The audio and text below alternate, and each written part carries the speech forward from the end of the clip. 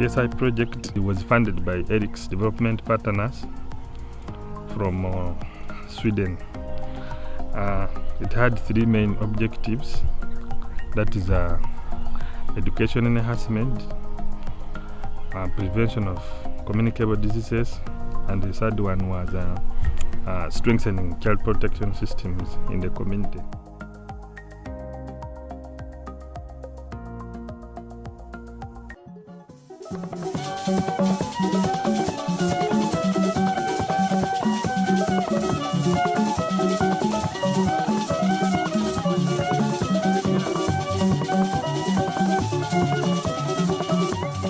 In education, we had issues of dropout, early marriages, poor enrollment in schools, and the project has been addressing quality issues in the schools to see that we improve on the enrollment, we reduce on dropout, and also we motivate teachers to help the learners to support the children to improve on their performance. I am giving thanks to the SOS organization for promoting the child rights in the villages and in schools. When the SOS organization were not there, they used to cane us in school and in the communities. But when the organization came, the teachers were not now caning us. We were free in the environments. Now we read our books as we want. We did anything we want. Now I'm giving thanks to the SOS for promoting child rights in school and in the environment.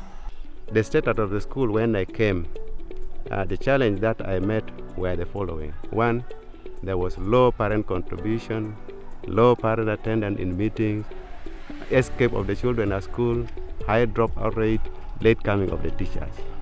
So what we did in 2016 with the help of the SOS, we were trained on how to come up with what we call the school development plan. And indeed we did that one for 5 years. So with the parent engagement, what we did, we had agreed that all the teachers have to be accommodated at school. Indeed, I'm very happy as I speak right now. By the end of this term, we'll find all the teachers are accommodating at school. They trained us on how we can manage the sanitation.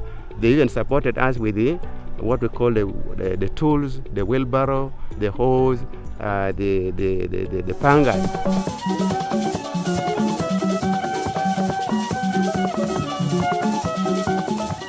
In preventive health, majorly we look at the wash standards, and also we look at the other bit of water and sanitation chain. We need families to have the minimum wash standard, of which an ideal homestead should have. One is the latrine, which is key for disposal of those waste.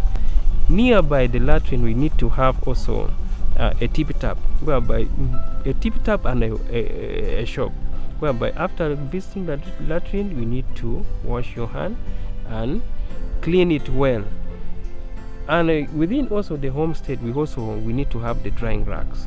These are where we can keep our utensils after washing, because when we wash and we take directly to the house, at times it is contaminated still with germs, but with the heat and whatever, the germs are cleared and it makes it easy to use it for other purpose.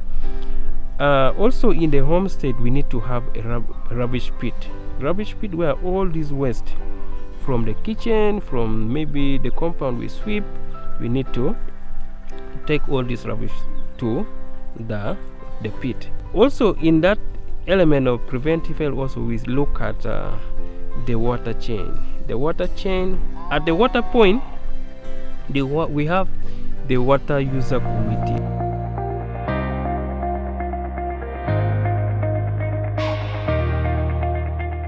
We have been with this project since 2016, and since then we have had a lot of trainings for caregivers, because you have to be aware on the rights of the child.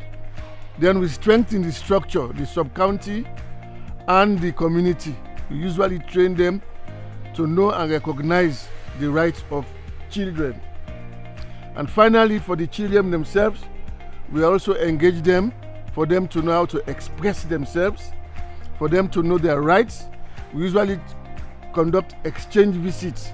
We go to one school, we take children there, we go to another school, and they converse. We create a platform for them to exchange ideas and experience.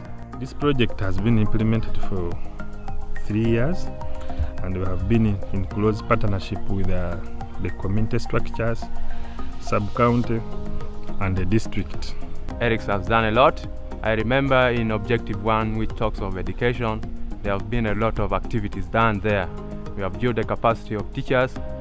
We have had also exchange visits for teachers where they have been having experience sharing with other teachers in other districts. So it helped them a lot. Before ERICS, SMC and PTA had no monitoring records, but now when you go to schools, they will be having all the monitoring records. We had a problem on wash facilities.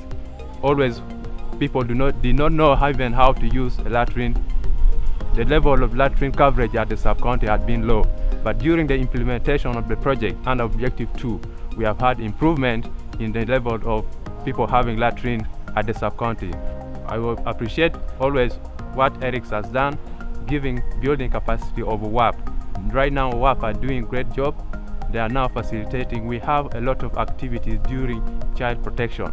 We have also debates, we have also exchange visits for pupils who are also encouraging, and now they have good participation. We want to thank ERICS.